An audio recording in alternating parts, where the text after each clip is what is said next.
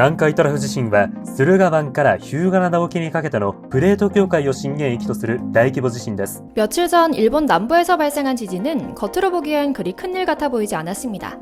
규모 7.1의 지진은 별다른 피해를 일으키지 않았으며 지진으로 내려졌던 쓰나미 주의보 자체도 모두 빠르게 해제됐거든요. 하지만 이건 시작 중의 시작에 불과했습니다. 지진 이후 지금껏 일본 역사상 단 한 번도 내려지지 않은 대지진 주의보가 내려졌거든요. 일본 기상청이 대지진의 발생 가능성이 높아졌다고 정부 차원에서 난리를 치며 경고하고 나선 건데요. 심지어 기시다 후미오 일본 총리는 다음 주로 예정했던 중앙아시아 방문 일정까지 취소할 정도로 상황이 심각했죠. 이유가 있었습니다. 많은 일본인들은 평생을 100년에 한 번 일어날 수 있는 대지진이 언제 올지 모른다는 경고를 들으며 자라왔기 때문입니다. 그런데 일본 정부에서 쉬쉬하며 공개하지 않던 이 지진 피해의 시나리오가 한 현지 언론을 통해 밝혀지며 화제를 모으고 있습니다. 최악의 시나리오에 따르면 30만 명 이상이 숨지고 태평양 연안에서 30m에 달하는 쓰나미가 일본을 덮칠 수 있다는 상상만으로도 끔찍한 스토리가 담겨 있다고 하는데요. 일본 사람들은 두려움에 떨면서도 대체로는 당국의 이런 대지진 주의보가 오히려 당황스럽고 어떻게 받아들여야 할지 모르겠다, 현실같이 느껴지지 않는다라는 반응인 것 같습니다. 물론 그럴 겁니다. 일본은 원래 지진이 잦은 나라거든요. 그럼에도 일본인들 대부분은 뒤에서는 일본 최대 명절인 오봉절인 8월 15일 연휴를 앞두고 여름 휴가를 취소하고 있다고 합니다. 그런데 이런 기류는 비단 일본인뿐만 아니라 우리나라를 포함한 전 세계 관광객들에게도 나타나고 있습니다.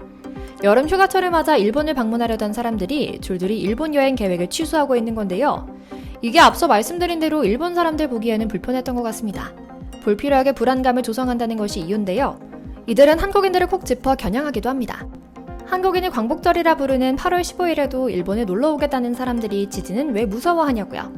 오늘은 일본 현지에서 관찰되지 않았어야 할 여러 지진 전조 증상, 즉 지진운과 거대 결지의 사체, 여기에 엎친 데 덮친 격으로 태풍까지 몰려온 상황 이모저모에 더해 한국의 여행 취소 행렬에 대한 일본 사람들의 반응도 전해드리려고 합니다.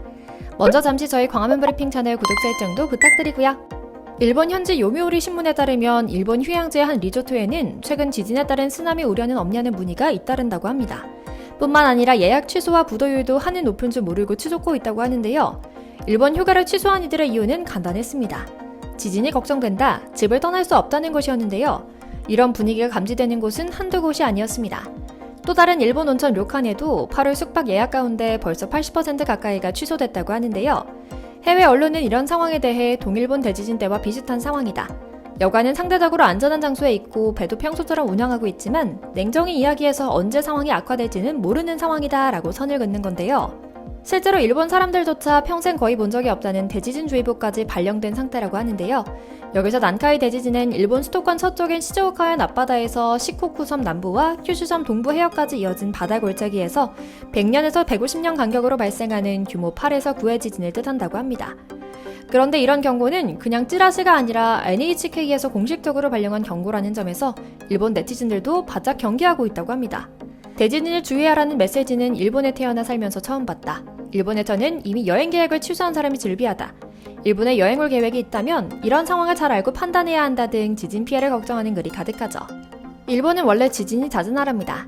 불의 고리에 속해 있어 지진이 연간 약 1500개 발생할 정도인데요. 대부분은 별다른 피해 없이 지나가지만 2011년 북동쪽 해안에 거대한 쓰나미를 일으켜 약 18,000명의 목숨을 앗아간 규모 9.0의 도호쿠 지방 쓰나미처럼 큰 피해를 일으키는 지진도 있습니다. 하지만 전 세계에 관심이 쏠려있는 것은 현재 인구 밀도가 더 높은 남쪽 지방에서 발생하는 지진입니다. 100여 년에 한 번은 꼭 흔들리기 때문에 이미 수천 명의 목숨을 앗아간 지진이기도 한데요. 지난 1707년에는 난카이 해국에서 무려 600km의 단층이 파괴되며 일본 열도 역사상 두 번째로 큰 대지진이 발생했고 당시엔 후지산까지 분화했다고 하죠. 가장 마지막은 1944년과 1946년에 발생했고요. 하지만 이번에는 정부가 지나치게 과장하고 있다, 주의보가 그리 유용하지 않다고 말하는 일본인들이 많은 모양입니다. 이유는 단순합니다. 돈 때문입니다. 또 이런 상황에서도 일본에 대한 애국심을 잃지 않는 이들도 있습니다. 한국인을 비롯한 전 세계 관광객들이 일본 여행 계획을 취소했다는 소식이 들리자 일주일간 아무 일도 일어나지 않았다, 너무 오버하는 게 아닌가 싶다, 일본은 8월에 여행하기 가장 아름답다, 일본을 음해하려는 세력이 있는 것 같다, 한국인이 광복절이라 부르는 8월 15일에도 일본에 놀러 오겠다는 사람들이 지진은 왜 무서워하냐라는 등 헛소리를 내뱉고 있거든요. 하지만 일본 현지는 매일 매시간 긴장의 연속인 것이 사실입니다. 일본 기상청은 이번 대지진 주의보와 관련하여 특정 기간에 반드시 대규모 지진이 발생한다고 알리는 것은 아니다, 일주일 이내 규모 8급 대지진이 발생할 확률은 0.5%다. 사재기 등의 동요는 금물이다. 또한 지각 뒤틀림 관측 지점 3곳에서 현재까지 특별한 이상 징후는 확인되지 않았지만 항상 조심하고 언제든 안전한 곳으로 대피해야 할 가능성이 있다는 것을 염두에 둬야 한다라는 말을 남기기도 했죠. 뿐만 아닙니다. 일본 현지 언론에서는 공개되지 않았으면 좋았을 정부 내부 문건까지 공개되며 현지 분위기는 삽시간에 공포가 가득해지기도 했는데요. 현지 언론 니혼게이자의 신문은 일본 정부가 연구한 난카이 해국 대지진 피해 분석 내용을 폭로합니다. 실제로 대지진이 발생한다면 발생 지역과 인접한 대도시 거주자 420만 명이 당일 귀가하지 못할 것이라는 내용의 골자인데요. 내용을 자세히 살펴보니 이미 일본 정부는 시나리오까지 꼼꼼하게 짜두고 있었습니다. 해당 조사에 따르면 대지진이 평일 정오에 발생해 대중교통이 멈출 경우 일본 본섬의 서부 지역에서 약 660만 명, 아이치현 등 현인 주교 지역에서 약 410만 명이 일시적으로 귀가가 어려울 것으로 보인다고 합니다. 물론 모두 위험에 빠진다는 개념보다는 당일 중에 집에 귀가하지 못하는 귀가 곤란자긴 하지만요. 난카이 해국은 수도권 서쪽인 시즈오카현 앞바다에서 시코쿠 섬을 거쳐 규슈 동부 해역까지 이어져 있는데요. 대지진 발생 시 피해가 우려되는 지역은 도쿄 동북부 이바라키현에서 일본 열도 서남쪽 오키나와까지 29개 광역지방자치단체, 707개 기초자치단체로 이루어져 있다고 해서 그 피해는 감히 상상하기 어려울 정도라고 하죠. 하지만 이게 또 남의 나라 이야기만은 아닌 것 같습니다. 실제로 한국에 가까운 지역에서 대지진이 일어나면 남해 지역을 중심으로 한국도 큰 피해를 입을 것으로 보이기 때문인데요. 실제로 2011년 한국 동해안과 약 1200km 떨어져 있던 동일본에서 대지진이 발생했을 때 울릉도가 일본 열도 방향으로 5cm 이동했다는 결과도 있었고, 또 한반도 지각의 응력이 쌓이면서 지진 발생 시기가 앞당겨져 이후에 포항과 경주 등 한반도에 규모 5가 넘는 지진이 연이어 발생했던 지난 기록을 보면 쉬이 넘어가기 어려운 일이긴 합니다. 난카이 해구는 지난 2011년보다 가까운 400km 떨어진 곳이기 때문에 대지진이 발생하면 부산, 울산, 진주, 창원, 마산 등 남해 인근에서 더 큰 피해가 발생할 수 있다는 점도 기억해야 할 것이고요. 뿐만 아닙니다. 일본의 전문가들도 이번에 난카이 지역에서 발생한 지진을 두고 올 것이 왔다고 평가하고 있습니다. 일본 정부는 난카이 해구 지진이 30년 이내에 발생할 확률을 70에서 80%로 보고 있는데요. 앞서 말씀드린 귀가가 어려운 사람 숫자가 중요한 것이 아니라 당장 23만 명에 달하는 사망자와 실종자가 나오고 건물 209만 채가 피해를 볼 것으로 추정하고 있죠. 경제 피해 규모도 1,410조엔, 약 1경 3,290조 원에 달해 일본이 세계 최빈국이 될 수도 있다는 일본 토모카카의 추정이 나오기도 했고요. 당장 며칠 전 발생한 지진만 해도 지금 우리가 걱정하는 것이 일본에 대한 음해나 오버가 아니라는 것을 증명하기도 합니다. 규모 7.1의 지진은 규슈 전역에서 흔들림을 일으켰거든요. 소방본부는 집에서 넘어지거나 공장에서 떨어진 물건에 부딪혀 상처를 입은 피해자 여러 명이 병원에 이송되기도 했고요. 전신주의 전선이 땅으로 쳐지거나 낙석에 떨어졌다는 신고도 들어왔다고 밝힙니다.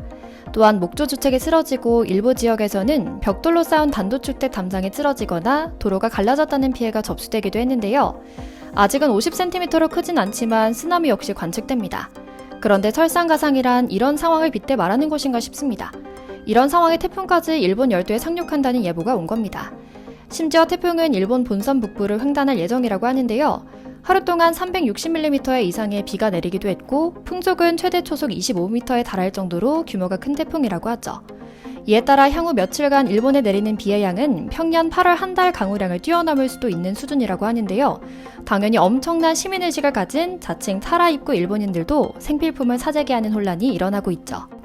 그런 와중에도 앞서 말씀드린 대로 일부 몰지각한 일본인들은 예정된 일본 여행을 취소하는 한국인들이 어리석다며 한국 흉을 보고 있는데요. 이런 걸 보면 양가 감정이 듭니다. 선량한 시민들의 피해가 최소화되길, 동시에 몰지각한 일부 일본인들은 하루빨리 마음을 예쁘게 고쳐먹길 바라는 마음 가득 보내며 오늘 영상 마치겠습니다. 저희 채널 구독, 좋아요도 부탁드리고요. 오늘도 시청해주셔서 감사합니다.